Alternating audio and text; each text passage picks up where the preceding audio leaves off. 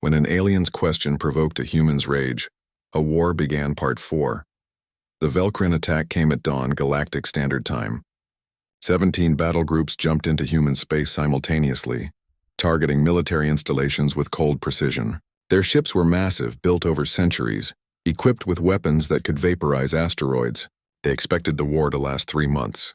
They gave humanity 1 hour to surrender. Admiral Quan Jae-sung's response was brief. "Come and take it." The Battle of New Sapporo Station was the first real engagement. Commodore Han Dae-won commanded the defense with 6 destroyers against a Velcrin battle group of 23 ships. The numbers were impossible. The Velcrin calculated a 98% probability of victory within 4 hours. They did not understand what they were facing.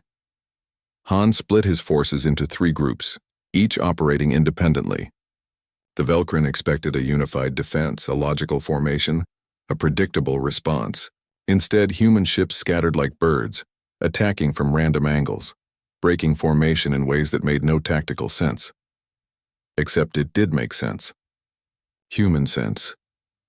Lieutenant Kang Taeyang piloted his fighter through a debris field at speeds that made his instruments scream warnings. Behind him, 3 Velcrin drones tried to match his course. They calculated optimal pursuit trajectories, predicted his movements based on physics and logic. They did not predict him flying straight toward a spinning piece of wreckage, then diving under it at the last possible second. The drones, locked into their pursuit calculations, slammed into the debris and exploded. "Fox Squadron, that maneuver should have killed you," his commander said over the radio. "Should have," Kang agreed, grinning despite his terror. But it did not. Velcrin predictive systems do not account for crazy. Across the battle, the same pattern repeated. Human ships fought past the point where logic said they should retreat. They took damage that should have sent them running and kept fighting. They made attack runs that had a 70% chance of failure, and pulled them off through skill and sheer stubborn will.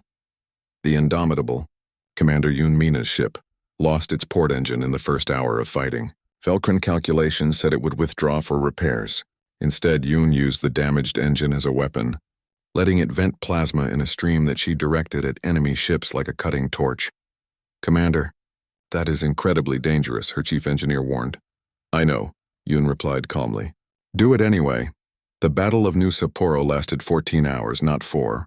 The humans lost 4 of their 6 destroyers, but the Velcrin lost 9 ships, including their command vessel.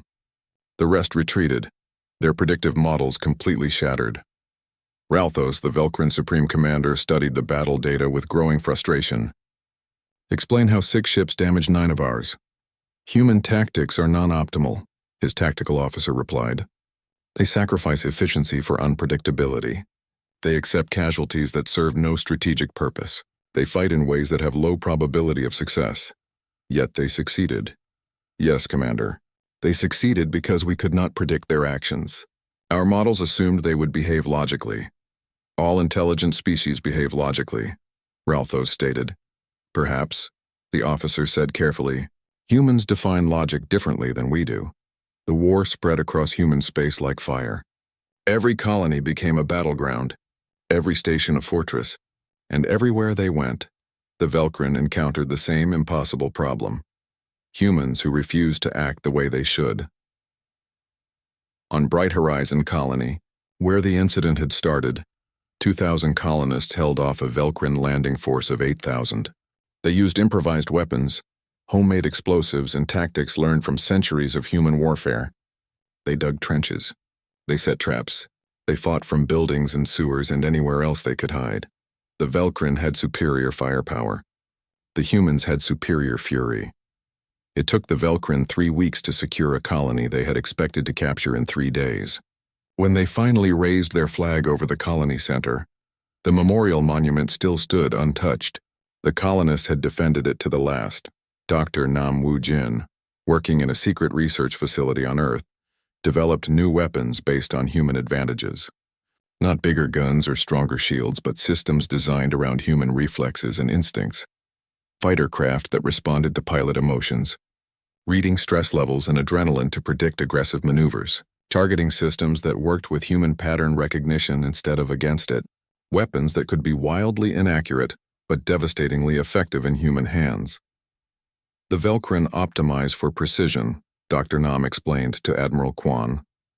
We optimize for chaos. Let them try to predict chaos.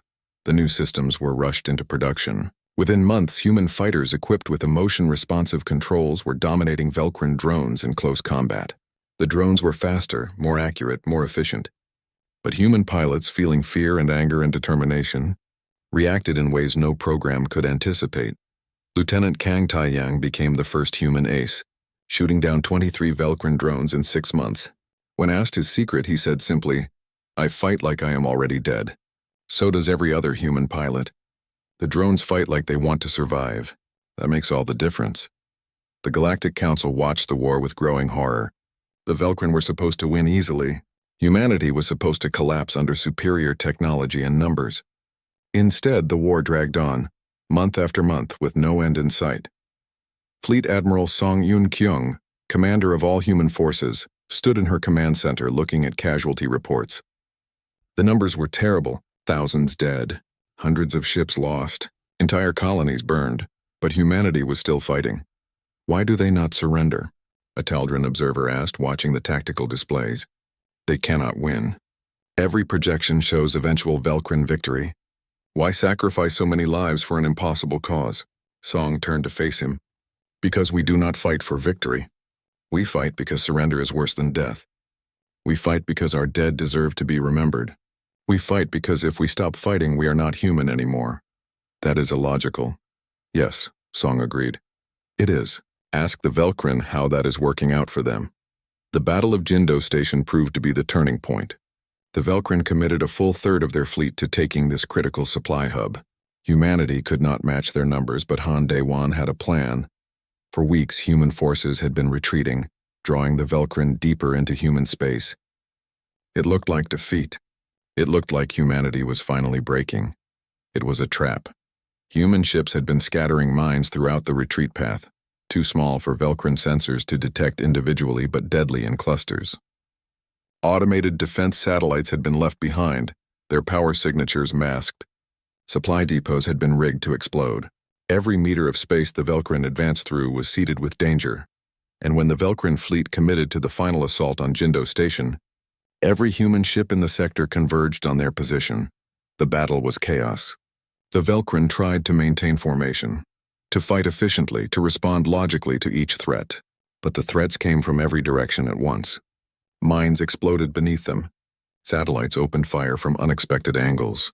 Human ships dove through their formations, sacrificing armor and shields to get close enough to matter. Commander Yun Mina's Indomitable, patched together with emergency repairs and sheer determination, led a suicide run straight through the Velcrin center line. 3 ships followed her, matching her insane course. All ships, this is Indomitable, Yun broadcast. If you can still fight, fight. If you cannot fight, ram them. If you cannot ram, use your reactors as bombs. Whatever it takes. Show them what humans do when there is no option left but courage. The Velcrin line broke.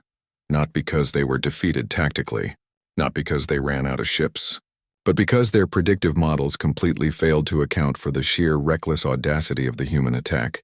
They had calculated for logical responses to logical situations. They got humans who stopped caring about survival and started caring only about taking as many enemies with them as possible. The Velcrin retreated. For the first time in the war, they withdrew from a position they could have held. Ralthos watched the tactical display in silence as his ships pulled back. 41 vessels lost, 53 damaged, all against an enemy that should not have been able to threaten them. Recalculate probability of victory, he ordered. His tactical systems ran the numbers. The pause stretched longer than it should have.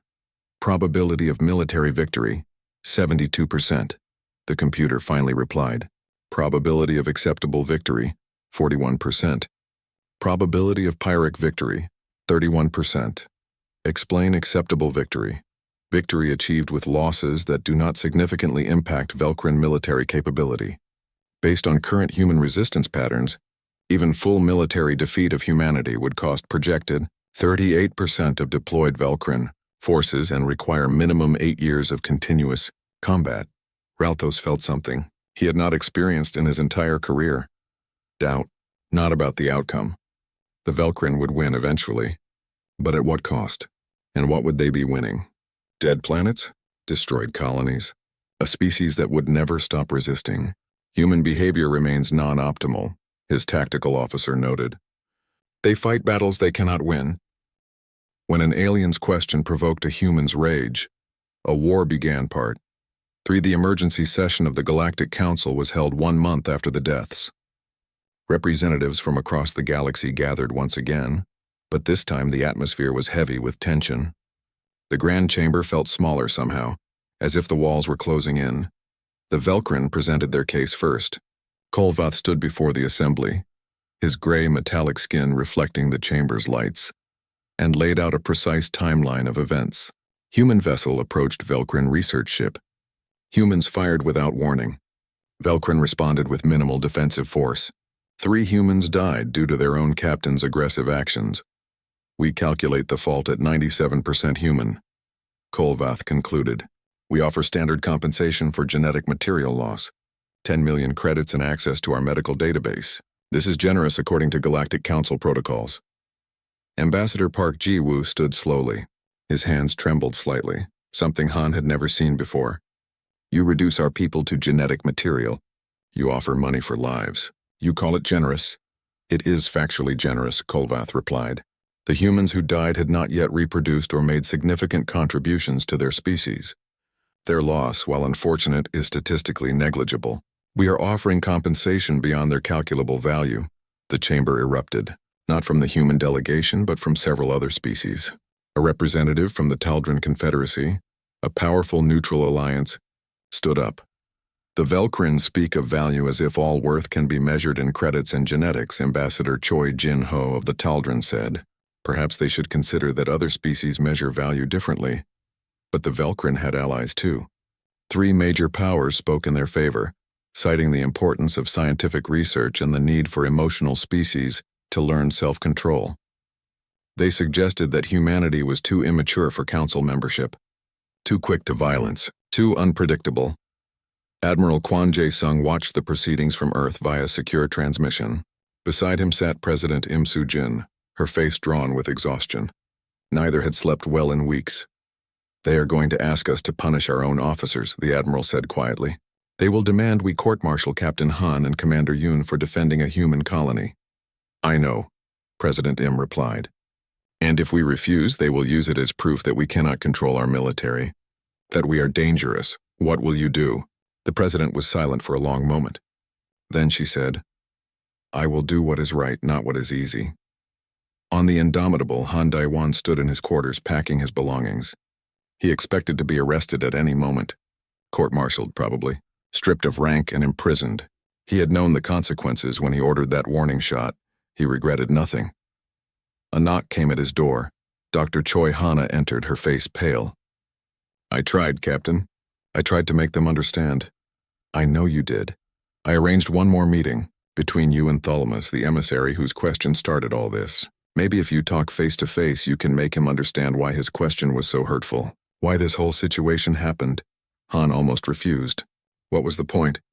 But something in Dr. Choi's desperate expression made him nod. All right. One meeting. The meeting took place in a neutral room on the station. Thalamus sat across from Han, his alien features unreadable. Dr. Choi Hana sat between them, trying to mediate. Captain Han, Thalamus began.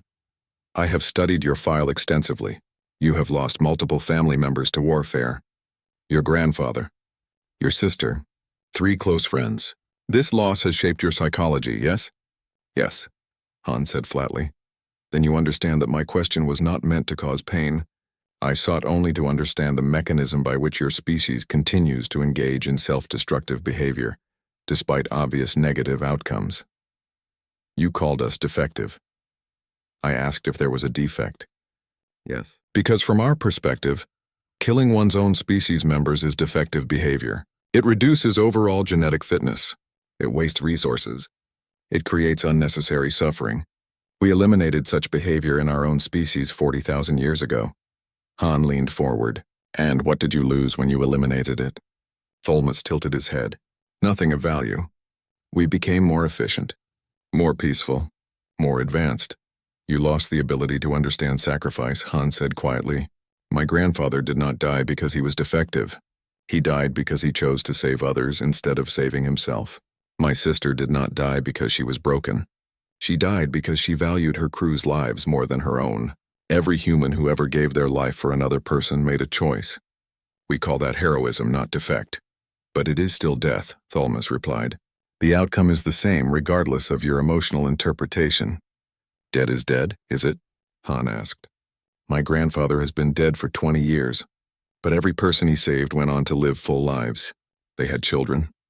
Those children had children. Hundreds of people exist because my grandfather chose to die. Is that really the same as if he had saved himself and let them die? Thalmus was quiet for a moment, processing. That is an interesting mathematical point. But you still engage in organized warfare against your own kind. That is not sacrifice for others. That is killing others. Sometimes, Han admitted, humans are not perfect. We fight over resources, over beliefs, over land. We have done terrible things to each other. But we have also learned from it. Every war we fight teaches us. Every person we lose reminds us of the cost. And slowly, over thousands of years, we have become better. Not perfect, but better. The Velcrin became perfect, Thalmus said simply. We removed the violent elements from our genetics. No war, no conflict. Only logic and efficiency. And no passion, Han said. No courage. No sacrifice, no honor. You look at the best moments of humanity and see only the death. You do not see what was saved, what was protected, what was worth dying for. Thalmus processed this for a long moment. Then he said, I still do not understand. But I acknowledge that there is something here I am not seeing. Perhaps that is itself interesting data. Dr. Choi Hanna looked between them with desperate hope. So you can find common ground? You can prevent this from escalating? But before either could answer, an alarm sounded throughout the station. An emergency broadcast interrupted every communication channel. The Velcrin had formally requested humanity's removal from the Galactic Council. The reasoning was clinical and precise. Humanity had demonstrated aggression, emotional instability, and refusal to accept responsibility for their actions. They posed a risk to galactic peace. They should be removed from the Council and placed under protective observation until they could demonstrate emotional maturity. Protective observation meant supervision, monitoring, control. It meant treating humanity like children, like specimens. Han stood up. There is your answer, Doctor. There is no common ground. They do not see us as equals. They never did. President Im Soo-jin's response to the Galactic Council was broadcast across every human world and station. She stood before the cameras, her spine straight, her voice clear. We came to the stars seeking friendship and cooperation. We joined the Galactic Council in good faith. We followed its laws, respected its members, and tried to learn from species older and wiser than ourselves. But we will not be treated as subjects. We will not be studied like animals. We will not accept supervision from those who see our greatest virtues as defects. She paused, letting the words sink in. The Velcrin asked if humans breed for conflict. Here is your answer. We do not seek war. We do not want violence. But we will defend ourselves. We will protect our colonies. We will not surrender our dignity for the illusion of peace. If the price of council membership is accepting that we are inferior, that our dead do not matter, that our sacrifices are meaningless, then we choose to stand alone. But know this, all species of the galaxy, we will not be pushed. We will not be contained. We will not be eliminated. We are human. We remember our dead. We honor sacrifice. We fight for each other. And if that makes us defective in your eyes, then we are proud to be defective. The broadcast ended. Across human space, people watched in silence. Then the cheering began. In bars and homes and ships and stations, humans stood and shouted their support. Finally, someone had said what they all felt. But in the Velcrin command centers, a different kind of response was forming. The humans had confirmed their aggressive nature. They had rejected logic and reason. They had chosen emotion over efficiency. The Velcrin Supreme Commander, Ralthos, studied the data. Calculate probability of human voluntary compliance with Council. Oversight. 0%, his computer replied. Calculate probability of successful military. Containment. 94%. Human military forces are inferior in numbers and technology. Estimated time to containment 3 months. Ralthos nodded. The math was clear. Humanity was a problem. Problems had solutions. Violence was not preferred, but it was sometimes necessary. The Velcrin had eliminated violence within their own species, but that did not mean they had forgotten how to apply it externally. "Begin mobilization," he ordered. "If humans cannot be reasoned with, they must be contained. For the good of the galaxy." Admiral Quan Jae-sung received the intelligence reports 12 hours later. When an alien's question provoked a human's rage, a war began. Part 2-3 weeks after the incident at the Grand Assembly Hall, Captain Han Dae-won stood on the bridge of the warship Indomitable, watching the stars drift by outside the viewport. The ship hummed with quiet power around him, 300 crew members going about their duties. Everything seemed normal, but it was not normal. Commander Yoon Mina, the ship's captain and Han's direct superior, stood beside him holding a data tablet. Her expression was grim. "They are doing it again," she said quietly. "Third time this week. Velcrin research vessels near human space, scanning our communications, monitoring our military exercises. They are not even trying to hide it anymore." Han nodded slowly. He had expected this. The Velcrin did not understand that they had insulted humanity. To them, humans were just another species to study. And when something interested the Velcrin, they studied it thoroughly. "What does command say?" Han asked. "Lodge a formal complaint. Ask them politely to stop. Wait for the diplomatic channels to work." Yoon Mina's voice was bitter. The same thing they said last week. And the week before. A young lieutenant approached them. Kang Taeyang was fresh from the academy, barely 23 years old, with the kind of eager enthusiasm that only youth could sustain. "Commander, we are receiving a transmission from the Bright Horizon colony. They are requesting immediate assistance." Yoon Mina's head snapped up. "What kind of assistance?" "A Velcrin research vessel entered their system without permission. It is scanning the colony. The colonists are frightened." Han felt his jaw tighten. "Show me." The main screen flickered to life, showing the Bright Horizon colony from orbit. It was a small world, home to about 15,000 humans. Most were families who had left Earth seeking a quiet life among the stars. In the center of the main settlement stood a tall memorial monument, built to honor the soldiers who died defending the colony during the border conflicts 20 years ago. Han had friends whose names were carved into that stone. Above the colony, a Velcrin ship hung in the sky like a silent predator. Sensor beams swept across the surface, recording everything. Every building, every person, every detail of their lives. "Get me a channel to that ship," Yoon Mina ordered. The communications officer worked quickly. Within seconds, a Velcrin face appeared on screen. It was not Tholmus, but another researcher named Kolvath. "Velcrin vessel, this is the human warship Indomitable," Yoon Mina said. "You have entered human territory without authorization. You must leave immediately." Kolvath's expression did not change. "We are conducting research authorized by the Galactic Council. Human behavior patterns require additional study. This colony shows interesting characteristics." "What characteristics?" Han asked, stepping forward. "The memorial structure in your settlement center.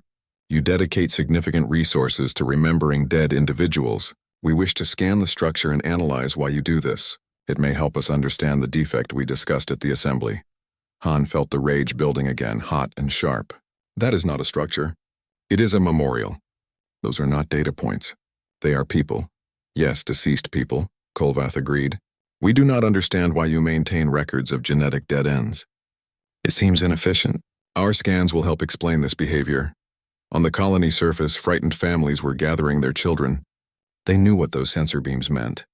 They had heard the stories from the assembly. They knew the Velcrin saw them as specimens, not people.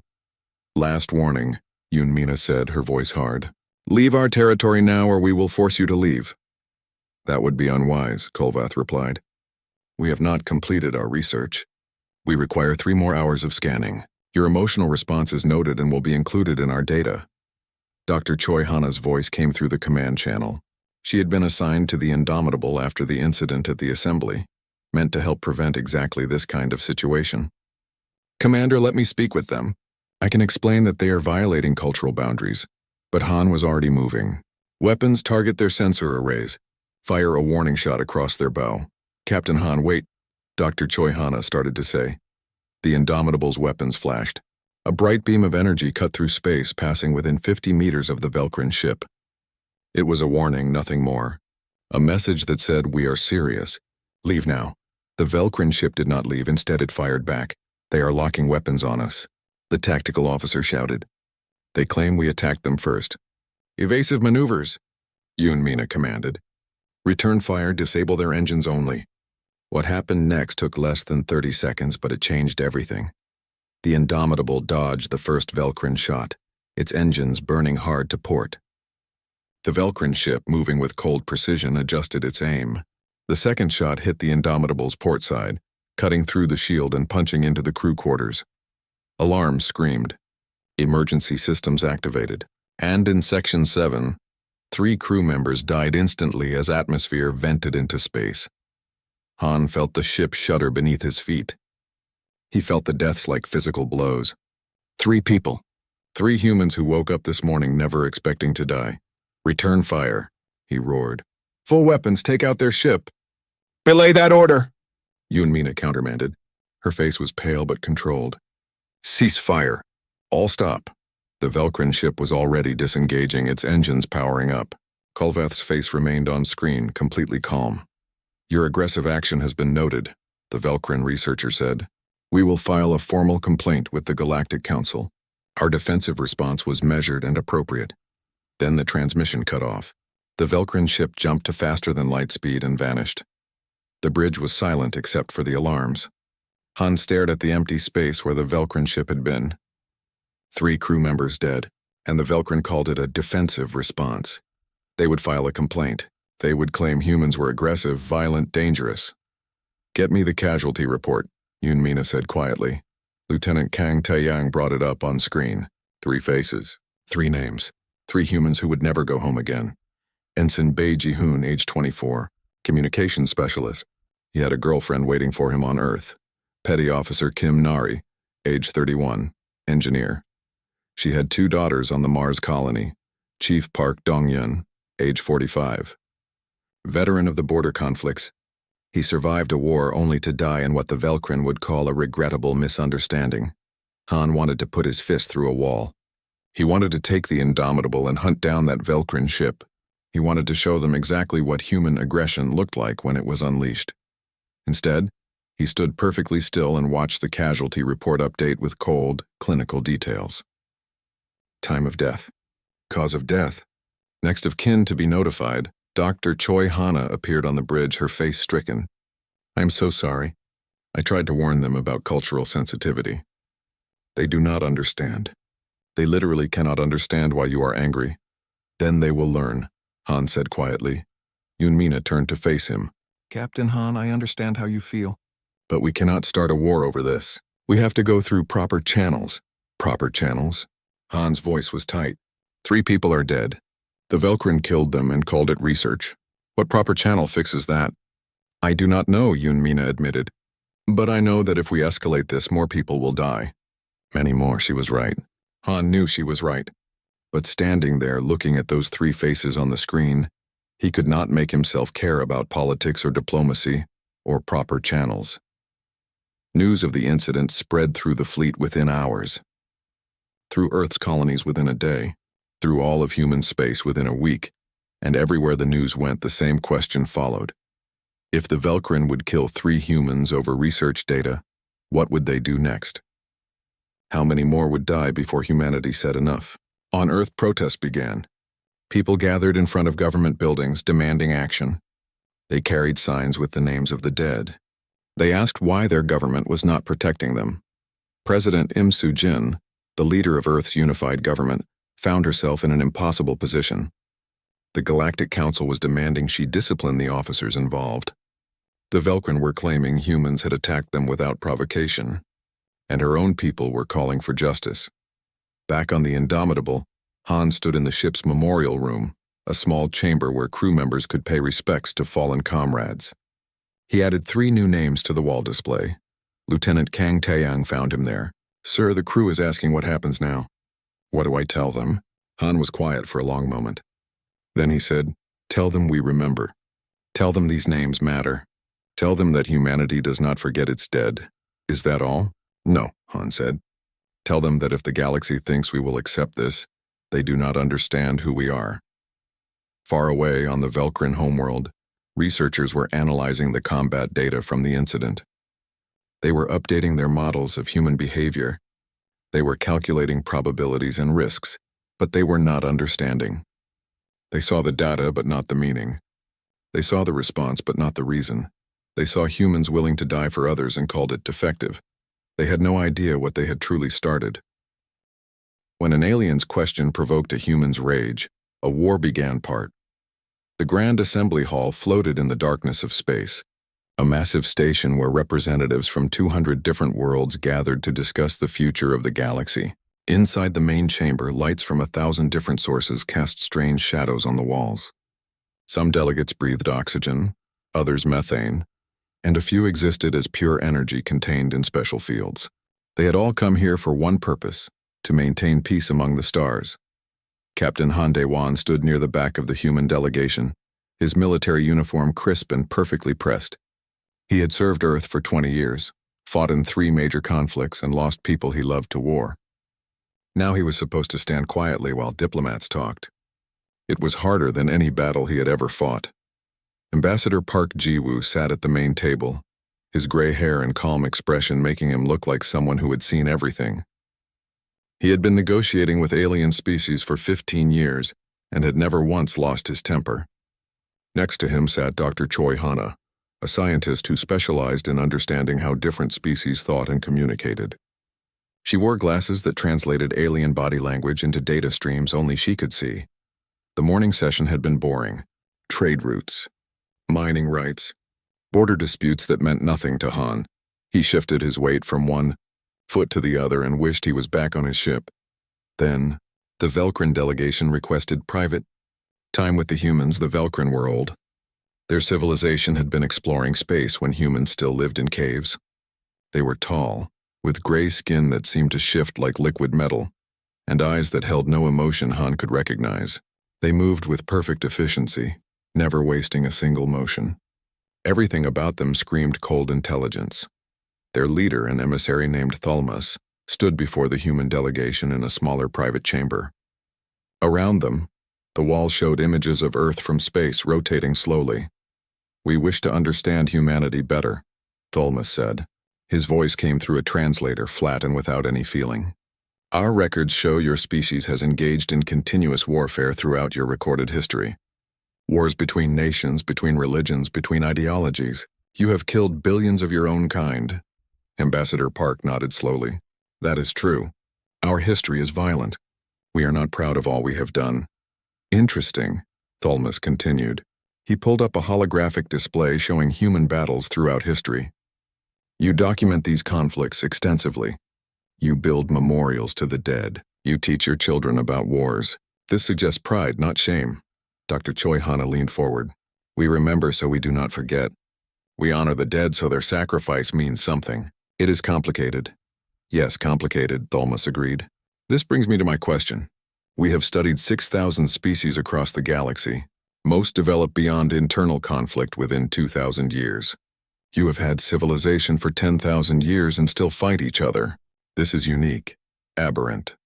So we must ask, do humans breed specifically for conflict? Or is the defect random in your population?" The room went silent. Han felt something hot and sharp move through his chest. The defect.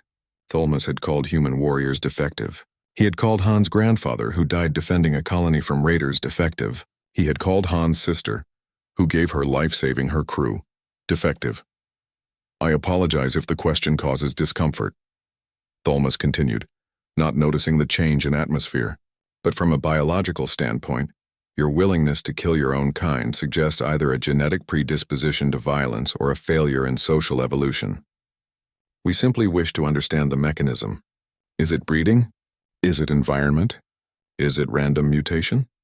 Han's hands curled into fists at his sides. He could feel his heartbeat in his ears.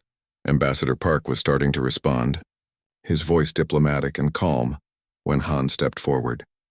"Captain Han, please," Dr. Choi Hana started to say.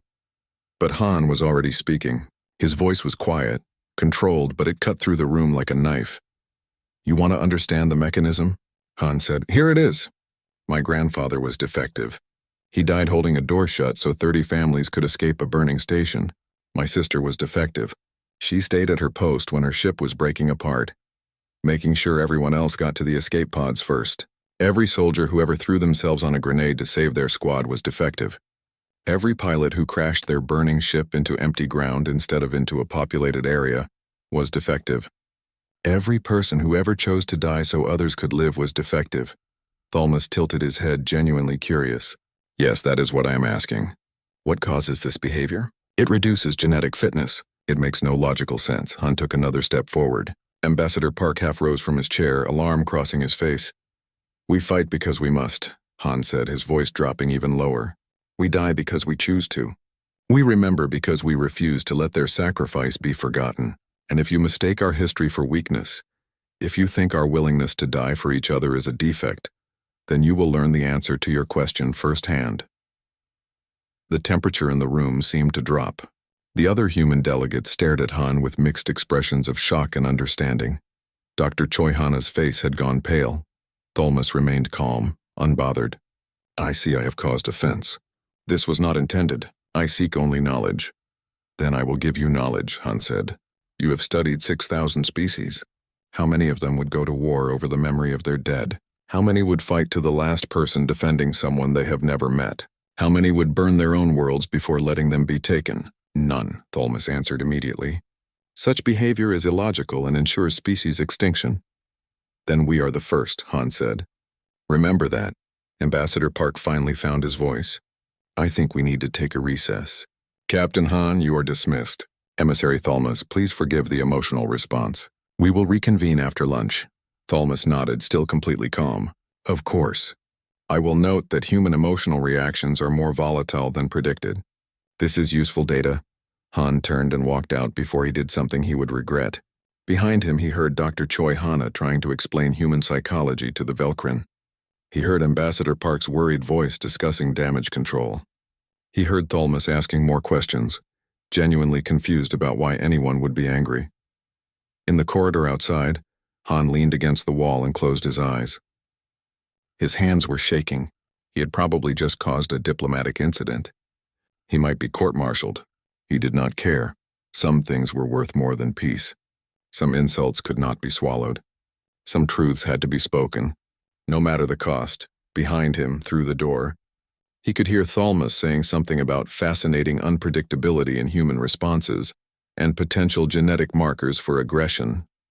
Han pushed off the wall and started walking. Somewhere deep in his mind, a small voice whispered that this was not over, that something had begun here that could not be easily stopped. That small voice was right. Across the galaxy, on the Velcrin homeworld, researchers were already updating their files on humanity. Thalmus's report would be distributed to every Velcrin facility within hours. The question had been asked. The data was being collected, and neither species understood yet what they had set in motion. When an alien's question provoked a human's rage, a war began. Part 5. The medical frigate. Mercy's light drifted through space near the Charis system, its hull painted with the bright red cross that marked it as a hospital ship. Inside, Captain Osera moved through the corridors checking on patients. She was exhausted.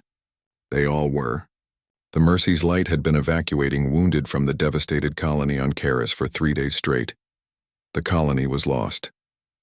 Everyone knew it, but that did not mean they would abandon the survivors. Captain, we have 247 patients on board, her medical officer reported, mostly civilians. 34 are children. We need to leave soon, or we will not make it out before the Velcrin blockade tightens. Oh, Sarah nodded. Prepare for departure. We will take everyone we can. The Mercy's light fired up its engines and began pulling away from the dying colony. On the surface below, fires burned. Velcrin forces were securing the area, moving with efficient precision through streets where humans had lived and worked and raised families. Then the Velcrin flagship targeted the medical frigate. Captain, the sensor officer shouted. We have weapons lock. They are targeting us. Broadcast our medical status, Osera ordered, her voice steady despite the ice in her chest. All frequencies. Make sure they know we are a hospital ship. The broadcast went out. The Velcrin responded with weapons fire. The first shot ripped through the Mercy's light's engine section, sending the ship spinning. Emergency alarms screamed. People were thrown against walls. In the medical bays, patients who could not be secured began to slide and fall. Sarah pulled herself to the communications console. She activated every recorder on the ship, every camera, every transmission device. If they were going to die, the galaxy would see how they died. "This is Captain Sarah of the hospital ship Mercy's Light," she broadcast on all channels. "We are a medical vessel. We have no weapons. We carry wounded civilians and children. We are clearly marked as protected under Galactic Council law." A second shot hit the ship. The medical bay on Deck 3 lost atmosphere. 12 people died instantly. Among them were 3 children. Sarah's hands shook as she worked the controls, keeping the transmission active. Her camera showed her face, showing the people in the background, showing the doctors trying desperately to save lives while their ship died around them. "We are not soldiers," she continued. "We are healers. We are teachers. We are parents. We are people who chose to save lives while others were fighting. And you are killing us for it." A third shot. The reactor containment failed. Sarah felt the ship breaking apart beneath her. She could hear screaming from the lower decks. She could see the hull beginning to split. "We are not defective," she said, looking directly into the camera. "We are not specimens. We are people, and you have just killed people who were trying to save lives. Remember that, Galaxy. Remember what logic without compassion looks like. Remember what happens when you reduce living beings to data points and acceptable losses." The transmission cut off as the Mercy's Light broke apart. 247 people died in the silence of space. Captain Sarah died still transmitting, still showing the galaxy what was happening. The footage reached the Galactic Council within 4 hours. Within 8 hours, it had spread to every major world in the galaxy. Within 12 hours, it had changed everything. Ambassador Choi Jin-ho of the Taldran Confederacy called an emergency council session. He stood before the assembled representatives with the footage of the Mercy's Light playing behind him. "We have watched this war," he said, his voice hard. "We have remained neutral. We have told ourselves that this was between humanity and the Velcrin, that it was not our concern. But this changes everything." He pointed to the screen showing Sarah's final moments. "The Velcrin have violated the most sacred law of the Galactic Council. They have fired upon a marked medical vessel. They have killed doctors and patients and children. They have done this while claiming to act for the good of the galaxy." The Velcrin delegation attempted to respond. Kolvath stood, his voice calm. "The ship was in a combat zone. Our targeting systems identified it as a potential threat. The deaths, while regrettable, were the result of human presence in a combat area." "You targeted a hospital ship," Ambassador Choi Jin-ho said flatly. "Stop hiding behind logic and admit what you did. You killed healers. You killed children. You did it deliberately and you did it efficiently. And if you would do this to humanity, what would you do to any of us who displease you?" That question hung in the chamber. Dozens of species who had stayed neutral began to shift uncomfortably. The Velcrin were powerful. The Velcrin were technologically advanced. The Velcrin had always been allies. But the Velcrin had just shown what they were willing to do when someone challenged them. The Taldran Confederacy, along with 6 other major powers, issued a joint statement: immediate ceasefire or face economic and military sanctions. The neutral powers had finally chosen a side. On the Velcrin homeworld, Premier Thavkor received Ambassador Choi Jin-ho in a private chamber. The ambassador brought with him a data file. It was huge, containing thousands of entries. "What is this?" Thavkor asked. "Every human who has died in this war," Choi Jin-ho replied. "Their names, their faces, their stories. I want you to read them. Not analyze them. Not study them. Read them. Why? Because you asked if humans breed for conflict. I am going to show you the answer." Thavkor, curious despite himself, began reading. Each entry was brief but personal. Ensign Bae-Jihun, who wrote poetry and wanted to explore distant galaxies. Petty Officer Kim Nari, who taught her daughters about the stars every night. Chief Park Dong-hyun, who survived one war only to die in another. Lieutenant Kang Tae-yang, who flew 23 missions and saved hundreds of lives before his ship was destroyed. Commander Yoon Mina, who died ramming her damaged vessel into a Velcrin battleship to save a colony transport. Dr. Nam Woo-jin, who was killed in a bombing raid on Earth's research facilities. And Captain Sarah, who died broadcasting the truth to a galaxy that needed to see it. Thousands of names, Thousands of stories. Thousands of people who were not data points or genetic material or acceptable losses. They were people who had loved and hoped and feared and chose to fight anyway. You see combat casualties, Choi Jin-ho said quietly. You see numbers and statistics. But humans see something else. Every one of these people had someone who loved them. Someone who is now grieving. Someone who will remember them forever. It is still death, Thavkor said, but his voice was not as certain as it had been.